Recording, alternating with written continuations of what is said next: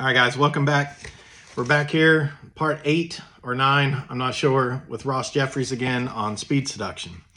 We're left off last on embedded commands, so we'll jump right back in. He says, let it happen naturally. Let it happen. It's a command to take the action. Look at the implication. When you say let it happen, that implies that she's not even doing it. That it's just something that's so powerful she can't even resist it. Allow it to happen. Let it happen. Find it happening. That implies that it's happening outside of her conscious awareness and control, so she just has to sit back. She doesn't even have to take responsibility for doing it. Girls are very conscious of responsibility, coincidence, how things looks and feels after they do things. So that's important, but I don't even want to go down the rabbit hole of how to achieve a woman not feeling responsible for her actions, because that's a whole new book, honestly. But if it's not her fault that she's acting sexually, then women are usually okay with it in their mind. That also dissipates the idea that she's taking responsibility for it. That's when you feel right about this. That's a feeling command. Notice what I did. I put it at the end of the sentence. Why did I put it at the end of the sentence? He says, even though I'm giving her all these thoughts and vague commands to take action where she's filling in the blank, it's going to match what she wants to do. I still want to ensure that there's no last minute resistance or buyer's remorse. Hopefully you guys know what buyer's remorse is. If you don't, here's a quick rundown on it. You go out and you buy a car. You pay a lot of money for this car, and you decide, I don't like this car anymore. I'd like to have a new car. Well, you have buyer's remorse on the car that you bought. We've all done it. I've done it with people. Buyer's remorse with girlfriends that I've had. That's a horrible place to be. And it's a horrible place to treat someone on the other side as they're an object instead of a person. So don't ever, ever have buyer's remorse with anything in your life. Even though I'm giving her all these thoughts, I'm not only guiding her to think and to visualize and to take certain actions, I'm now guiding her and telling her how to interpret all of this. So while she's doing it, she feels good about doing it. See, the package of what we're doing here, we're having her create these feelings and thoughts. We're giving her commands to take action on all those thoughts and feelings, and then we're telling her how to interpret her action as she takes action on them. It's wicked clever and very powerful, he says. Think in terms of a Trojan horse. I like to think in terms of metaphors. Metaphors help you organize the material in your mind in such ways that you find yourself acting on it and using embedded commands. Let's see what he says here about this. You know the story of the Trojan horse. Troy was being besieged by the Greeks, and the walls of Troy were impenetrable. The Greeks came up with an idea. They created a huge wooden horse, hid soldiers inside of it. The reason they created a horse is that the Trojan people were very well known as horsemen. They were famous for cavalry and being great on horses. The Greeks appealed to their egos. That's a good point. Appealing to anyone's ego in life, whether it be an interview, work, relationships, pickup, anything that you're doing, appealing to someone else's ego, guys, is key. And it seems a little dirty sometimes to have to do that, but trust me, it's key. They offered a gift, and the Trojans opened the gates of Troy. Late at night, when the Trojans were drunk and celebrating, the Greek soldiers snuck out of the horse and opened up the walls, and that was the end. Think of embedded commands as operating like the soldiers. Embedded commands are the soldiers that are going to do the dirty work. But the way of delivering the soldiers is the weasel phrases. The weasel phrases are like the Trojan horse that lets us deliver the embedded commands. Let's talk about delivering commands. You've heard me doing it as I've been narrating and teaching this module. I will say that I'm leaning on a little bit so you can hear it and just react to it unconsciously. You will actually observe me doing this and hear it. What you need to do is bring down the intensity anywhere from 25% to 50% in the real world. That's enough for the unconscious to get it. If you just bring down the intensity by about 50%, women will get it unconsciously and will have all the responses you want. My intention as I teach you is not for you to have just unconscious response. I want you to consciously observe it so you have something to model. I'm going to tell you and supersede Mr. Ross Jeffries here and say it's situational. Like a lot of things that I say, you can't just say, oh, I'm going to bring it down 50%. This girl's going to fall all over me and we're going to get married and have 38 kids. No, that's not how that works. Some people respond well to that. Other people do not. You have to find the right balance with everyone. There are a couple of ways that you can do embedded commands. I think the most important thing is to pause just a little bit before you deliver a command. I say, it's not important to really let those thoughts happen, and I pause just a little bit. The other thing I'm doing is very slightly lowering my volume. When you pause and lower the volume, it draws attention toward what you're doing. What you can do with commands is write out a list of them and then practice delivering them out loud. Just slightly pause between the weasel phrase and the command and slightly lower your voice. That's what I recommend. We're going to stop there for a minute. He's right. Think back to a time that you yourself have had a great conversation with someone. You're in tune with what the other person's saying. You're listening. Right at this moment, you can recall everything that was being said to you and everything that you said to that person. You can do this because 1, it was a meaningful interaction. 2, you listened before you spoke. You listened maybe more than you spoke. 3, there was an attraction there, whether it be a guy or a girl or a friend or something. There was an attraction that brought you to that conversation and kept you there, more importantly. And then 3, notice what your voice did. Now, you can't recall that part. Most of us cannot go back and recall that part. But if you were to record that, you're going to hear yourself talking in ways that you didn't even know that you sounded like, for 1, and 2, saying things that you didn't even think you would say. The reason being is you were so comfortable, you let go of the physical, the mental, the subconscious, everything that is you. You let go of it to match the other person more than likely. And when you do that, people pick up on it.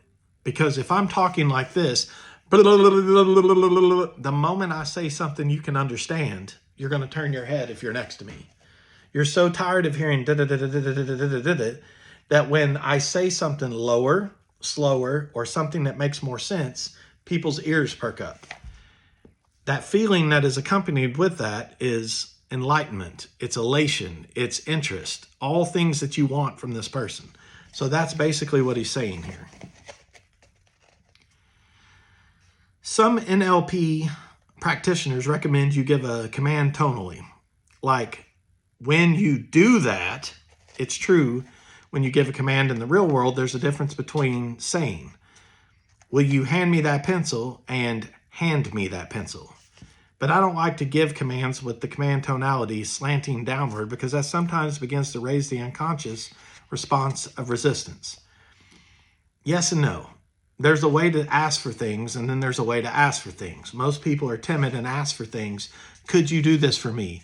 Would you do this for me? How do you feel about doing this for me? Well, I'm going to tell that person to fuck off, pretty much, because they've opened the door through their command to be timid and shy.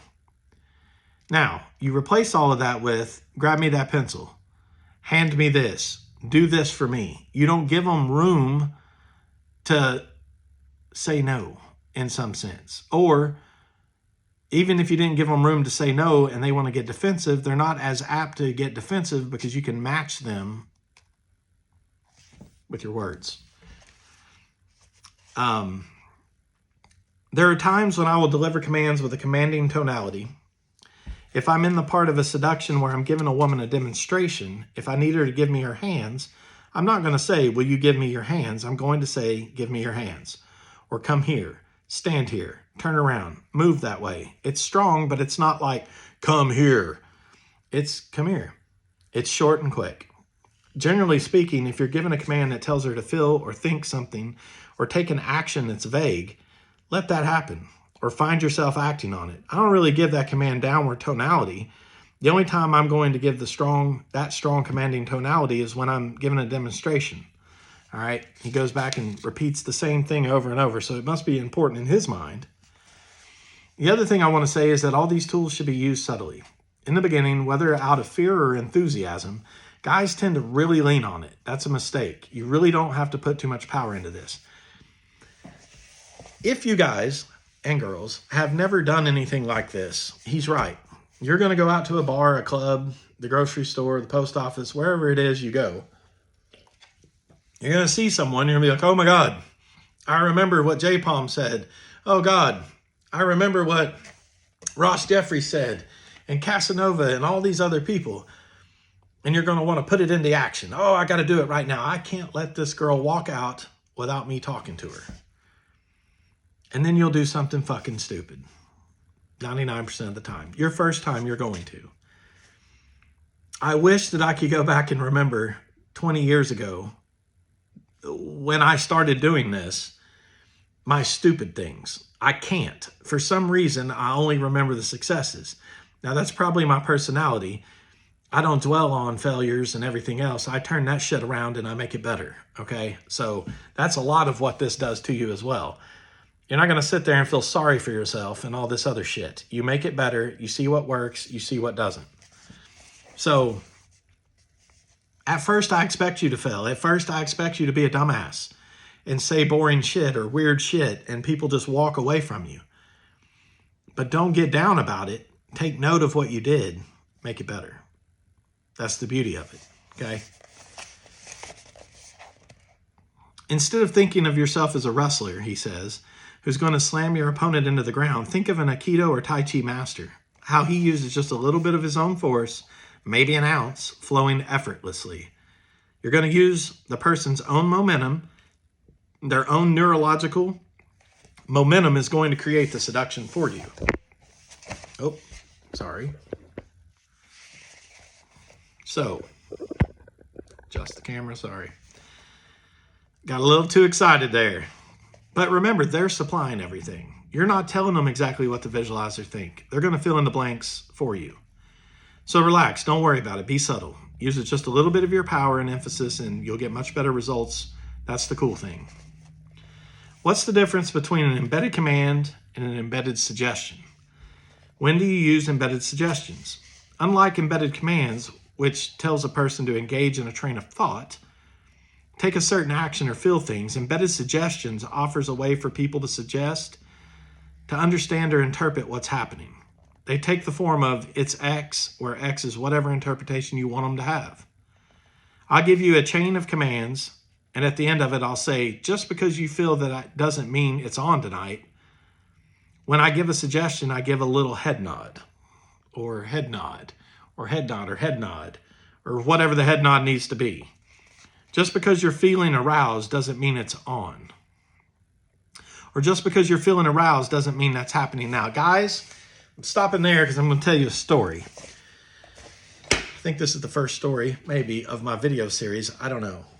In relation to what we just talked about there was a girl, her name not need to be named, Wallbiter. That's the nickname I gave her. When I met her, I set up our first date to go out and she will get groceries and cook for me a meal that I absolutely would love. That's how our first date started. A, I gave her a challenge. B, I told her that the night would be a great night if she was able to cook something that I absolutely couldn't live without. C, she tells me that her grandmother's chicken is the meal that I couldn't live without. So now there's a meal that I know that she really likes, okay? That's very special to her and that I have to like this meal, okay? So she comes over, has bags full of stuff from Big Y, all right? That's a supermarket in the Northeast. Just holding bags. She's a tiny little girl, just like small, 5'2", and everything else. She was just, you know, tiny in stature. And she's carrying all these bags to make this meal for me. And I laugh a little, I giggle. It's our first date, so we didn't really know anything about each other. And she's in the kitchen and she starts preparing this meal. And she starts cutting these onions. I don't know where the fuck these onions came from. I didn't see them, but I'm in the living room and my eyes start to water. And I'm like crying because these fucking onions are so strong.